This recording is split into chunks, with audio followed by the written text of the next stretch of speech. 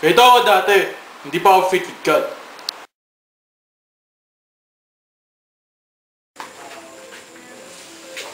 Pare! Oy, dito ka muna, Liga! Kasama ka sa amin. Ano ba yan? Hindi ka dito. Ito! Ayan. Ayan. Mas mabango yung inaamoy mo ah. Pingi. Ito nga. Hindi, okay lang.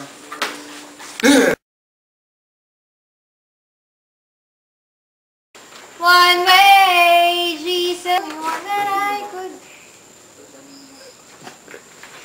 live for. One way, Jesus, you're the only one that I could live for. Ate, may bubulong ako sa'yo. Hold up to.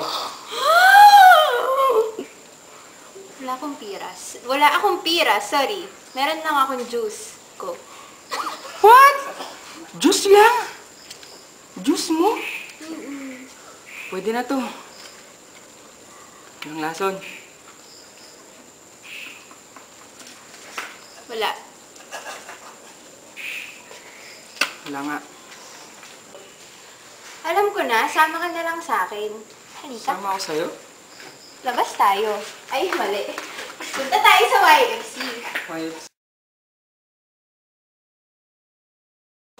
Uy guys, dapat sa class Sirgon. Uy, guys! May papakilala ako sa inyo. Si Acero. Hi, Acero! Buwan dito. Tama ka sa amin. Nag-chapter meeting kami. Okay. So bro, pakilala ka, tapos share ka na din tungkol sa sarili mo. Ako nga pala si Acero. Tapos dapat, hold upin ko siya eh. Kasi sinama niya ako dito.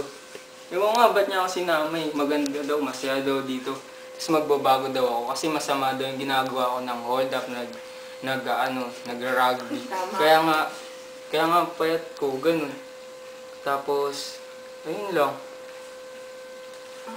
Ganun ako dati. Hindi dahil dito. Ay, hindi pala. Sa Diyos na pinalala sa akin ni Nika. Galing, no? Ingat!